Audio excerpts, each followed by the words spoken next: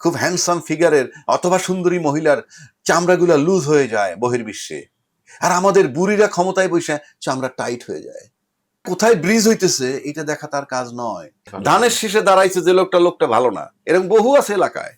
সংবিধানের ভঙ্গ করতেছেন আপনি, প্রত্যেকের বিচার হওয়া উচিত। আপনি যদি রাষ্ট্রকে ভাবেন, আপনাকে ভাবতে হবে এই পিআর পদ্ধতিটা বাংলাদেশের বেলায় রাষ্ট্রের জন্য ভালো নাকি মন্দ। সব বিষয় কি সাধারণ লোক জানে?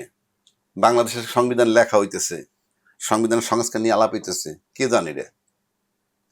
পৃথিবীর কোন সংবিধান লেখার সময় মাঠে বসে লেখছে? বাইর করেন একটা দেশ যে রমনা পার্কে বসে, কিন্তু পৃথিবীর অন্যান্য দেশের কোনো দামি পার্কে বসে বলছে আমরা সংবিধান লিখবো, আপনার দলমত নেবে 3 কোটি লোক একত্র হয়েছে, এরপর নানান কথা হয়েছে, 5 বছর বসে লিখছে। আছে না কিরকম কাহিনী? এটা একটা ইন্টেলেকচুয়াল লেভেলের কাজ।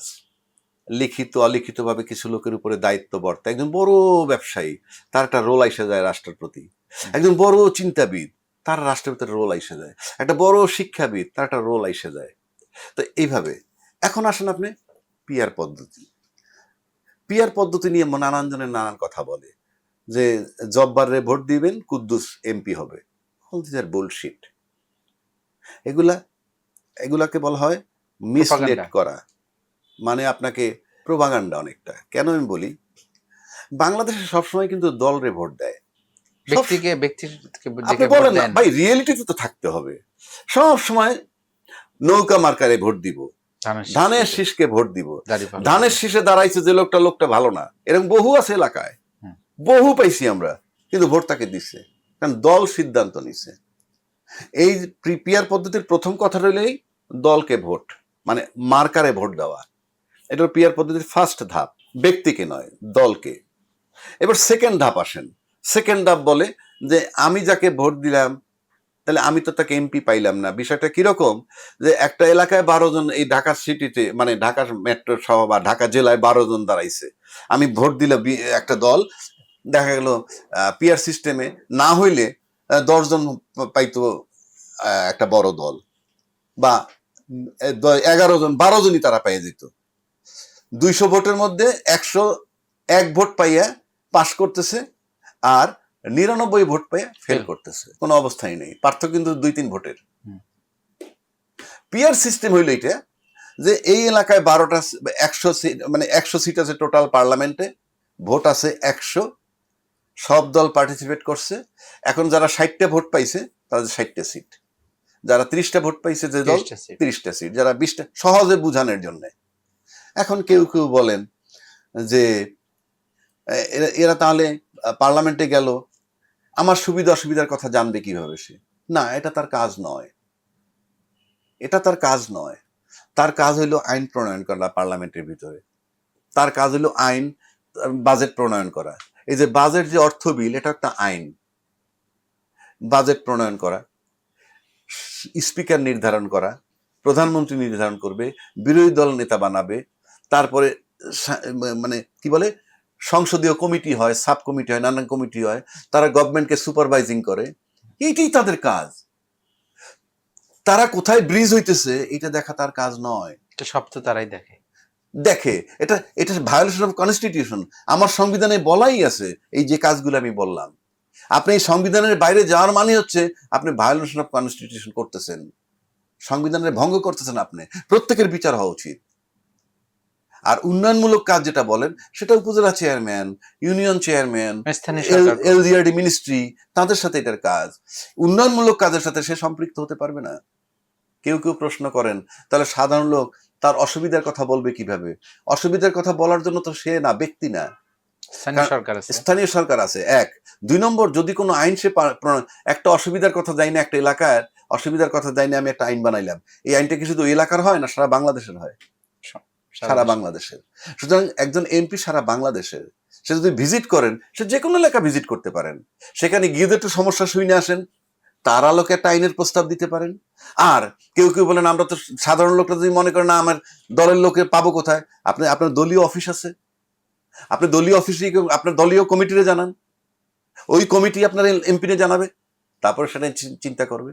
এখন আসেন পিআর পদ্ধতির সুবিধা অসুবিধা কি। আপনি কেউ কেউ বলে জামাত ইসলাম পিয়ার পদ্ধতির কথা বলছে, তাই আমরা বললে আমগরে দালাল বলে। নো, জামাত ইসলাম বলে বলুক, কিন্তু আমি একজন আলোচক হিসেবে আলোচনা করতেছি, নাগরিক হিসেবে কোনটা ভালো। প্রথম কথা হইল, আপনার একটা গণতান্ত্রিক দেশ পিয়ার পদ্ধতিতে কি হয়? পিয়ার পদ্ধতিতে নাম্বার 1, কারো ভোট বিফলে যায় না, মানে প্রত্যেকের ভোটের মূল্যটা থাকে, প্রতিনিধি সে পাবেই, 1 নম্বর। 2 নম্বর হলো, সব দলের প্রতিনিধি পার্লামেন্টে চলে আসলে বাইরের আন্দোলন কমে যায়, সবার একটা বলার ফোরাম আছে। তাহলে আমি এত ভোট পাইও বাইরে থেকে কথা বলবো কেন? আমার তো পার্লামেন্টে বলার অধিকার আছে। 3 নম্বর হলো, এর ফলে ভোটারদের ভোট দেওয়ার আগ্রহ বাড়বে, যে আমার ভোটের মূল্য আছে। নাহলে আমি 100 ভোট দিয়ে আসলাম, 200 ভোটের মধ্যে আমার 99টা ভোট আমার লোক পাইলো, পাওয়ার পরে সে ফেল করে আসলো, আমার সেই প্রতিনিধি নাই, কথা বলার জায়গা নাই। 3 নম্বর আসেন আর একটা ব্যাপার, বাংলাদেশের রাজনৈতিক দলগুলার একটা মানসিকতাই গড়ে ওঠে নাই যে গণতন্ত্রের শর্ত হইল পার্লামেন্টে একটা শক্ত বিরোধী দল থাকা দরকার। মনে প্রাণে কামনা করে শক্ত বিরোধী দল যাতে না থাকে। এই যে কামনা করছেন, এটা আপনার রাষ্ট্র বিরোধী চিন্তা। আপনি গণতান্ত্রিক দেশের মাধ্যমে হইল, কেউ কেউ বলেন এখন যদি শক্ত বিরোধী দল না থাকে সেটা দায় দায়িত্ব তো আমাদের না, কেউ কেউ বলেন। এই যে বলেন এড়ায় যান দায়টা, সেই কারণে পিয়ার সিস্টেম দরকার। তাহলে শক্ত বিরোধী দল পার্লামেন্টে যাবেন, বুঝাইতে পারছি? এখন আবার বলে যে তাহলে তো সরকার নড়বড়ে হয়ে যাবে, এটাও বলে। হ্যাঁ, সরকার নড়বড়ে হবে। আপনি যদি উল্টা পাল্টা না করেন তাহলে নড়বড়ে হবেন কেন? আপনি যদি রাষ্ট্রকে ভাবেন, আপনাকে ভাবতে হবে এই পিয়ার পদ্ধতিটা বাংলাদেশের বেলায় রাষ্ট্রের জন্য ভালো নাকি মন্দ, নাকি দলের জন্য ভালো নাকি মন্দ। যদি আপনি ভাবেন যে দলের জন্য মন্দ, তাই আপনি অ্যালাউ করেন না, I hate like anything, because আমি দেশটাকে নিয়ে ভাবি।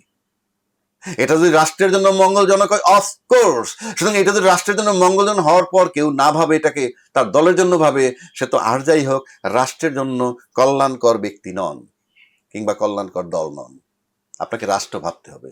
এখন আসেন ঝুলন্ত পার্লামেন্টটাও বুঝাচ্ছি আপনাকে। ঝুলন্ত পার্লামেন্ট পৃথিবীর বহু দেশে আছে। পিয়ার পদ্ধতিটা বলছি না। জাপানে 6 মাস পর পর সরকার পাল্টায় যায়, ইটালিতে গড়ে বছরে একবার প্রধানমন্ত্রী পাল্টায় যায়, কারণ বনাবনি হয় না তো চেঞ্জ হয়ে যায়। ইংল্যান্ডেও তাই হইতেছে সম্প্রতি, আপনারা জানেন। পৃথিবীতে নিউজিল্যান্ডের মতো প্রধানমন্ত্রী কয় 2 বার চালাইছি আমি, আর চালাবো না, সে ইউনিভার্সিটি প্রফেসরই করে। মানে রাষ্ট্রীয় দায়িত্ব পাওয়ার পর খুব হ্যান্ডসাম ফিগারের অথবা সুন্দরী মহিলার চামড়াগুলা লুজ হয়ে যায় বহির্বিশ্বে, আর আমাদের বুড়িরা ক্ষমতায় বসে চামড়া টাইট হয়ে যায়। কেন? এটা বিলাস রাজকীয় জায়গায় যায়, আর ওরা দুশ্চিন্তার জায়গায় যায়। পিয়ার নাই অনেক জায়গায়, ভারতেও তো পিয়ার নাই, ভারতেও তো ঝুলন্ত পার্লামেন্ট। আমি ঝুলন্ত পার্লামেন্টের কথা বলছি। তা ঝুলন্ত পার্লামেন্ট আমার পিয়ার পদ্ধতিতে আসবে, কিন্তু আমার পিয়ার পদ্ধতি শক্তিশালী বিরোধী দলও তো আসবে। আপনাকে দেখতে হবে রাষ্ট্রের স্বার্থ। আপনি একটা ওষুধ খান, প্রত্যেকটা ওষুধের পার্শ্ব প্রতিক্রিয়া আছে, এটার জন্য কি আপনি ওষুধ খাওয়া বন্ধ করে দিবেন? তাহলে তো আপনার চিকিৎসা হবে না। আবার বডির ভিতরে যদি আলোক রশ্মি প্রবেশ করায় শরীরে ক্ষতি হয়, কিন্তু এক্স রে করায় না, প্রয়োজনে এক্স রে করায় না, তা ক্ষতি হয় না। সুতরাং আপনি যদি রাষ্ট্রকে ভালোবাসেন, দেশকে ভালোবাসেন, বিবেচনায় নেন, শক্ত বিরোধী দল যদি দরকার হয়, যেহেতু আমার ওইটা নাই মানে আপনি উড়ে দিয়ে 2/3 মেজরিটি নিয়ে এসে আবার স্বৈরাচারী হবেন, এটা তো আপনার মানসিকতার প্রবলেম। আপনি রাষ্ট্রকে ভালোবাসলে, দেশকে ভালোবাসলে, জনগণকে ভালোবাসলে আপনি পিয়ার পদ্ধতি অ্যালাউ করবেন না কেন? কে জামাত বলছে না, কে কি বলছে, দ্যাট ইজ ইমেটেরিয়াল। আমি দেখতেছি আমার স্বার্থ, আমার রাষ্ট্রের স্বার্থ, আমার জনগণের স্বার্থ। এবং আপনারা যে চিন্তায় সৎ না, মানসিকতায় সৎ না, স্বৈরাচারী হওয়ার প্রবণতা যারা আছে, সে অবশ্যই এটা অ্যালাউ করবে না, এটাই স্বাভাবিক।